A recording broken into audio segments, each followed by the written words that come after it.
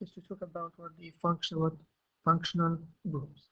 And this is one of the very important things you need to keep an eye when you start doing organic chemistry. So you need to know this group by heart. Does that make sense? So the first we're not gonna do this in order. We're gonna do this by the age you think can spot first, isn't it? So the first family is the compound that contains what? A double bond. So whenever you see a compound that contains at least one double bond, we classify these groups or this family of compound as what? As an alkene. Okay. When you see a compound contains an OH, we're going to classify this as what? As an alcohol. Okay. If you see a compound with a group COOH, this group of compound, classify them as what? Carboxylic what? Carboxylic acid. Remember that the carboxylic acid, they have two functional groups. They have the C double bond O, like that, and this C double bond O is linked to what? To an O what? OH. Does it make sense, guys? Yeah. Okay. We're gonna be looking at the aldehyde family and the ketone what? Ketone family. So the ketone and aldehyde, both of them they contain the C double bond O functional group, and this group is called what? The carbonyl what? Carbonyl group. This carbonyl group can exist in the middle between two carbons. So if the carbonyl group is between two carbons, we're gonna call this family of compound, we're gonna call them ketones. We're gonna call them what? Ketones. Okay. If, however, the C double bond O exists at one of the terminals, I mean at the beginning of the compound or at the end of the compound, so this carbon is not going to be attached to a carbon, it's going to be attached to what? Hydrogen. And in this case, this compound is going to be called what? An aldehyde.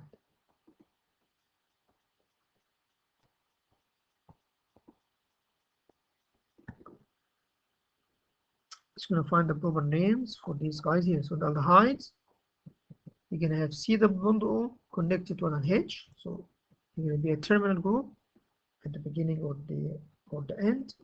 But usually aldehyde always at the beginning. Okay. And ketones, however, is going to be a carbonyl group between two what? Between two carbons. Okay. What other functional group easy to spot is the NH2. The NH2 is the amino group, and compounds contain the amino group is going to be called an imine. Okay. We're going to have some alkanes where the hydrogen has been substituted by a fluorine atom or chlorine atom or a bromine atom. And these compounds, we're going to call them what? Haloalkanes or halogen alkanes. Where you see compound contain the C triple bond N, we're going to call this compound what? Nitrile. Okay, so for the A level, you are not required to know all of these now. But by the end of next year, you need to know all of these what? All of these functional groups. But the advice for you guys is to keep going through this to memorize the functional group and what the name of these compounds.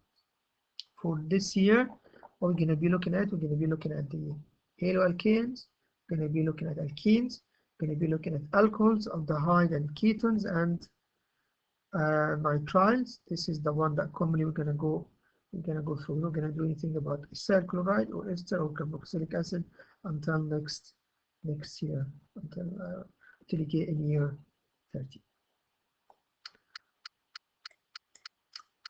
Fine.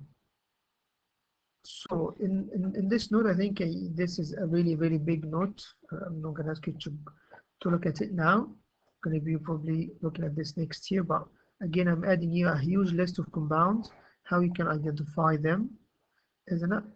What we're going to be focusing now is to look at the the naming, how we can name the organic molecules. But before we go to the naming, let's just try to classify this in 12 groups together. Okay, or 2 families or 2 families. So the first, number 1, this guy here, as you can see at the end, he got what? CH what? CHO. So this is, it's going to be classified as what? An aldehyde. Okay.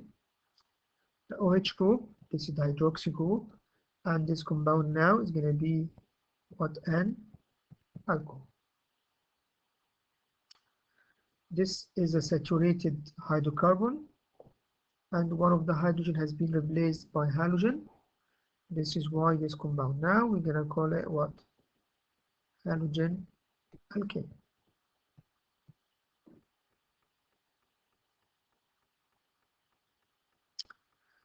Number D, spotted what?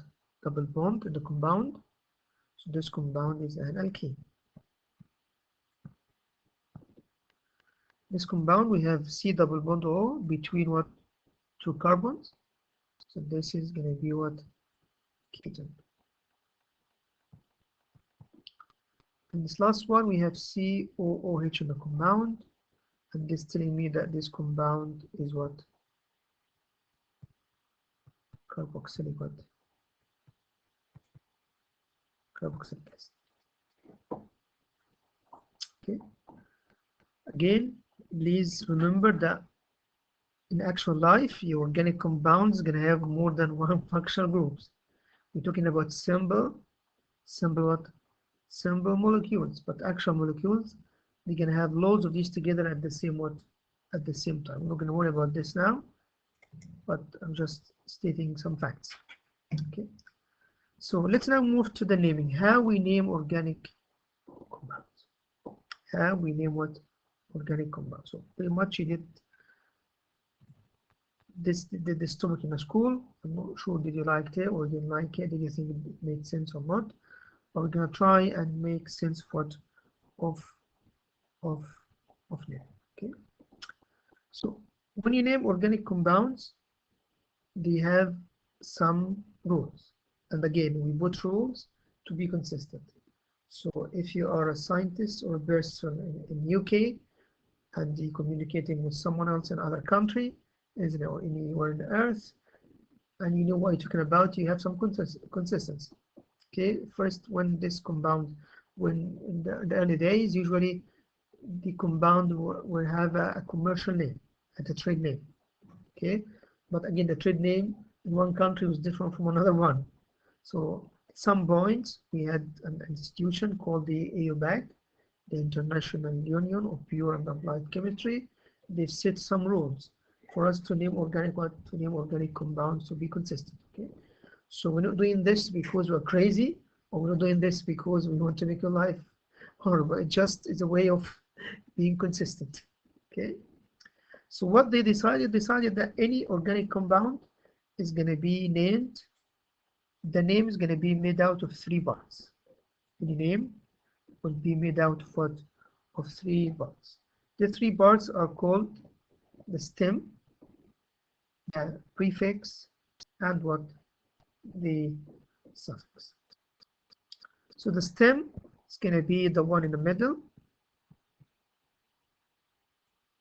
and this simply reflects how many carbon exist in the main skeleton in the compound. Okay, so they have 1, 2, 3, 4, 5 carbon in what? In the skeleton. Okay. And then we have what? The prefix. The prefix is going to be at the first part, and this is reflects what? Reflects how many substituent, how many substituent exist on the skeleton and where they are located in the skeleton. So for example, I have a compound like that, isn't it? So this compound, and I have, for example, bromine here, isn't it? So the main skeleton, the main skeleton here is this one here, isn't it? So these 4 carbon, 1, 2, 3, 4. So 4 carbon in Latin, we're gonna call them but, isn't it? And then I have this bromine, this is gonna be substituent. So I'm gonna call here this is bromo. And then need to tell where this bromo exists. is going to be existing carbon number 2. The last thing in the name is going to be what? The suffix, and suffix is going to be towards the end, and this is reflect which family this compound is.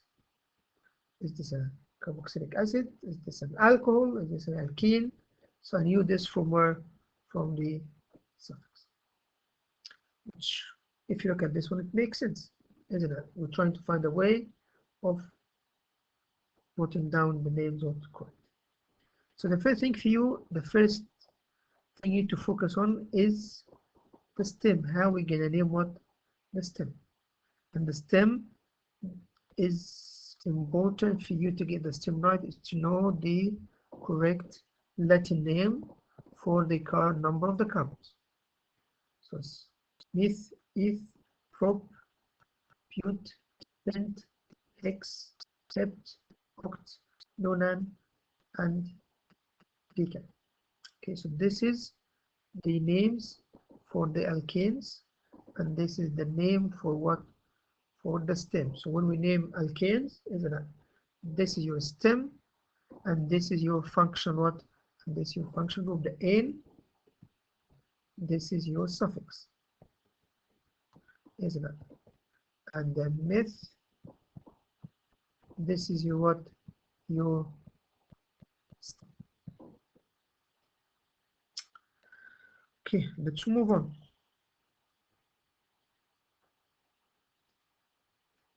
What happens when you have a branch that contains a carbon? When you have a branch that contains a carbon, we're gonna call these groups what? An-alkyl what? An-alkyl groups. How are we gonna name alkyl groups? We name the alkyl groups based on the name of the alkane. But we're gonna remove the N from the alkane and add the suffix what? Y. So if you have CH4 and they removed one hydrogen from this one, so this one becomes CH3. So this is going to be a branch on the skeleton. So once I can name this group, I'm going to call this group what? Amethyl what? Amethyl group. If you have 2 carbons in the branch, C2H5, we're going to call this group what? Ethyl. If it's a 3 carbon branch, we're going to call it propyl. If it's 4, butyl, butyl hexyl, and what? And so and so.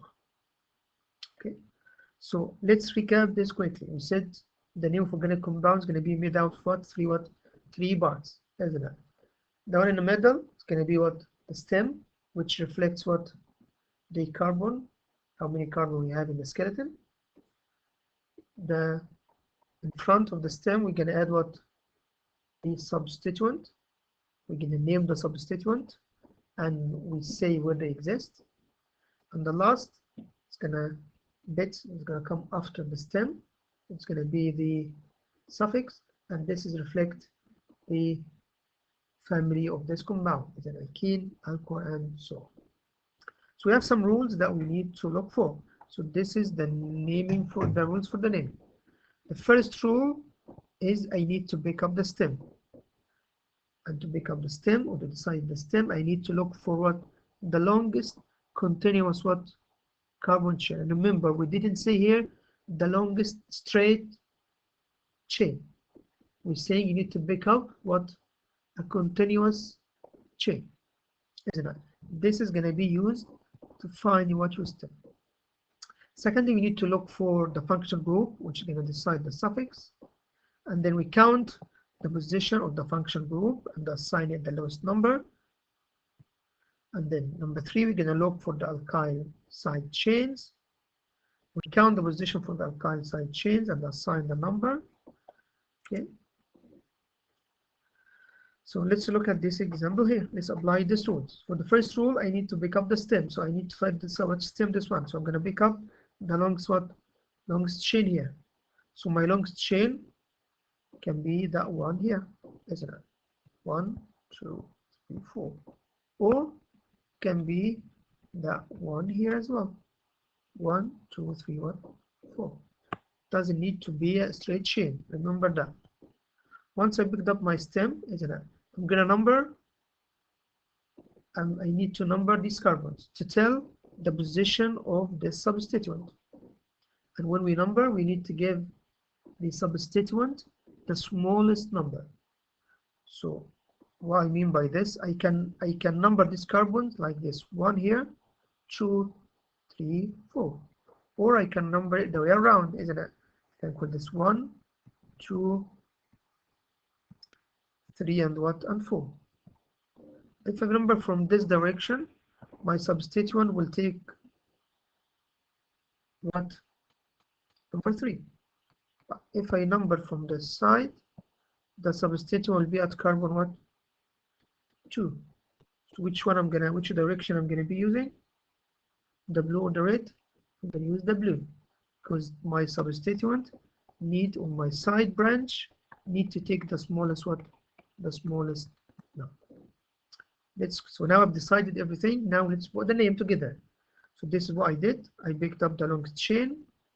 Okay, in this case, this chain has 4 carbons. So this is why I started by the stem and I added what?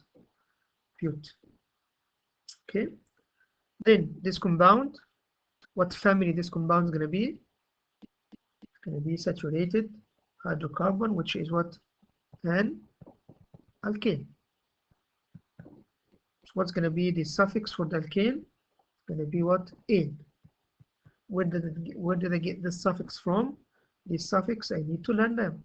I'm going to learn them from this table here, the table that we just did together a minute ago. You can have this table here, isn't it? You can have this is the name of the group as a function group, and this is the name if the group is what? Is a side chain.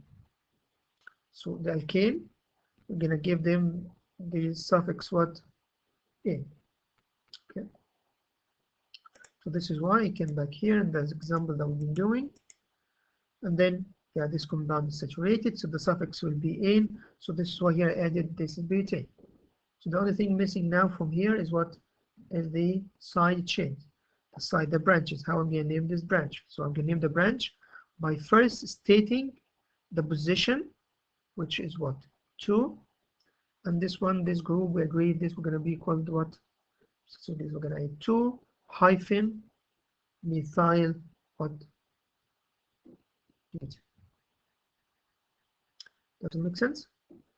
Let's do more of these examples to make it see what you do. So let's do this one together.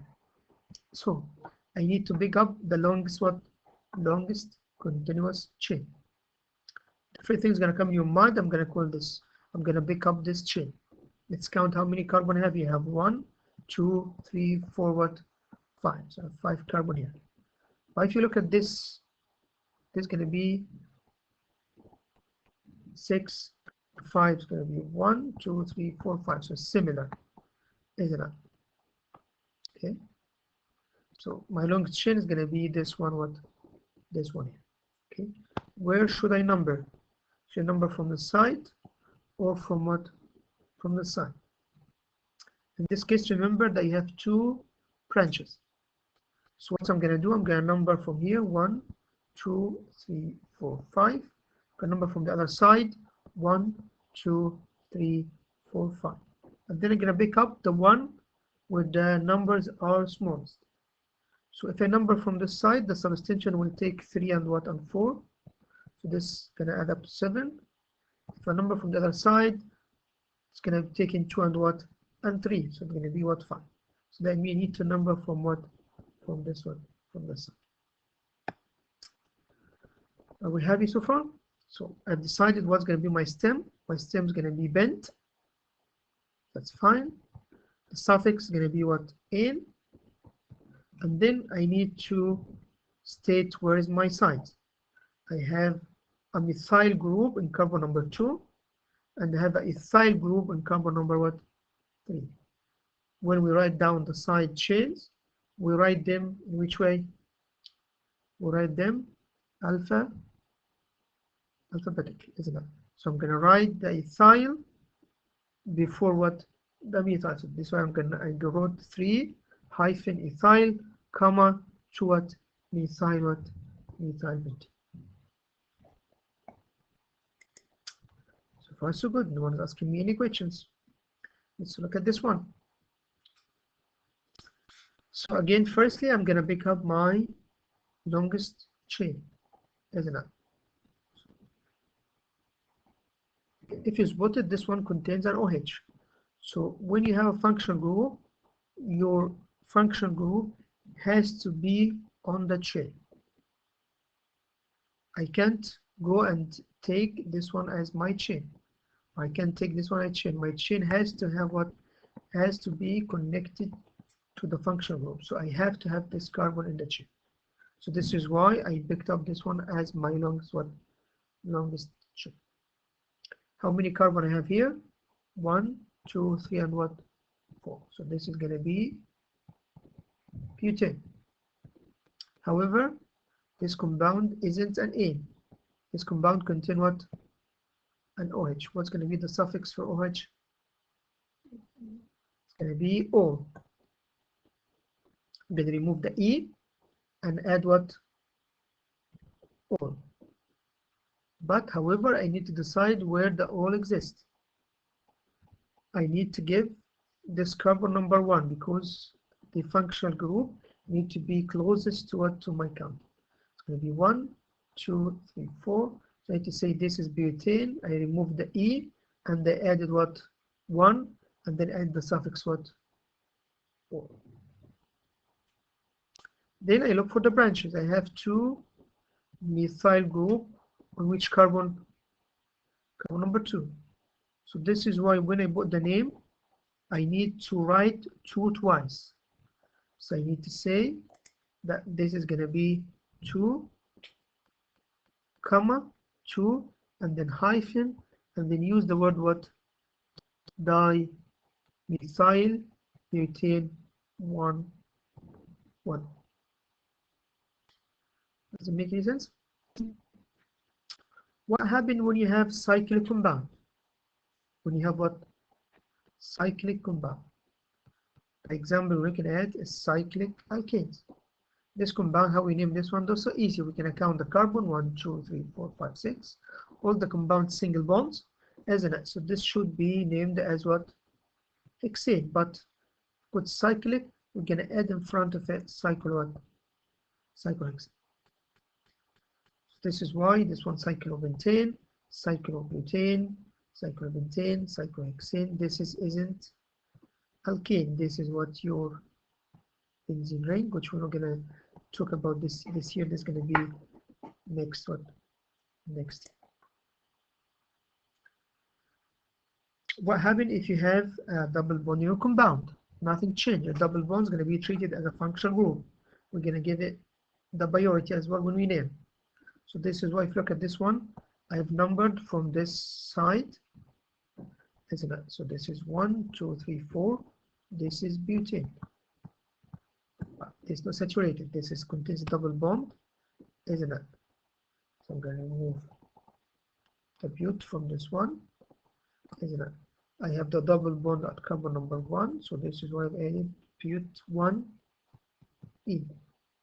I don't have any branches, so this is going to be the whole name of what? Of the compound. What happens if you have haloalkanes? So haloalkanes, these alkanes, they don't have a suffix name. They don't have what?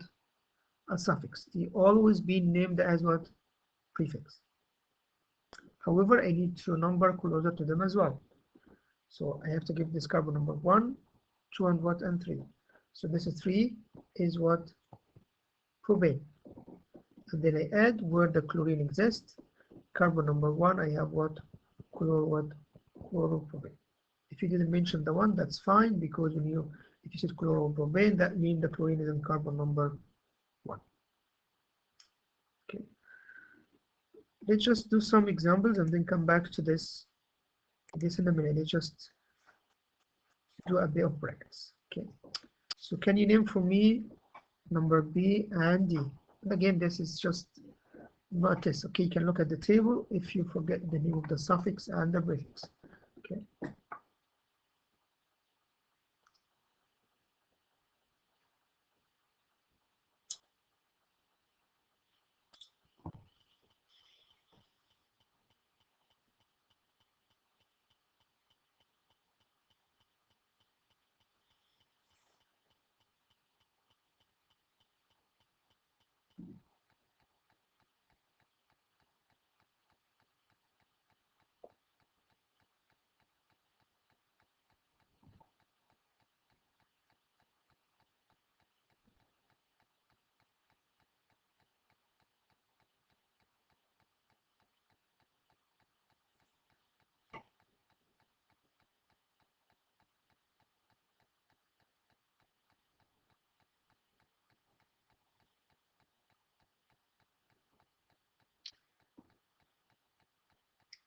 when you have two similar groups, we use the word di. And before we use the word di, we mention where they exist. So for this one here, how many carbon I have here? I have 1, 2, 3. So my stem will be propane. I'm going to remove the E because this isn't an alkane, isn't it? It contains OH. So I'm going to remove the E, and then I'm going to add carbon number 1 and 3 hyphen I have diol. Okay, so this is propane 1 and 3 diol. So this is the systematic name, or this is the IUPAC name of what to see the glycerol. Remember in biology, when you do the lipid, when you do the lipids, isn't it? We condense lipids with what? With the glycerol with the fatty acid. So this is no, sorry, this is not a glycerol. We need one here. Sorry, glycerol is 1 and 2 and 3. Sorry, it's just diol. Sorry, glycerol we need to have another OH here. Gonna be 1, 2, and 3 diol, triol. Sorry, it's just diol. Can you draw one of these molecules for me? Can you try and draw number E for me?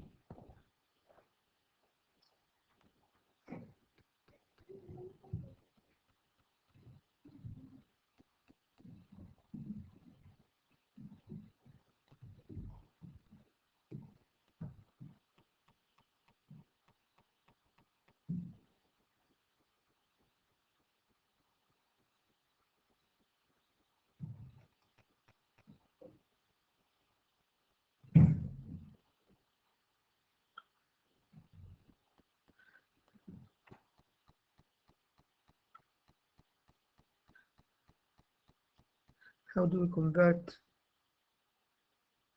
a word formula or a name into a formula? I do the same thing. I look for the stem first. Stem here, I have what? 4 carbon. So 1, 2, 3, 4 carbon. Then I look for either the suffix or the prefix. Suffix, if the suffix in carbon number 1, I have a double bond. So that's why here I have what? A double bond. And then in carbon number 3, I have what? Branch. So this is 1, 2. You can have a branch what? Yeah. Okay, you don't have to show as a skeletal form. You can draw in anything you want. And then you CH3, this one here, and then you have CH in brackets. You can have CH3, and then you're gonna have CH double bond CH what? CH2. Okay. So let's stop here for today.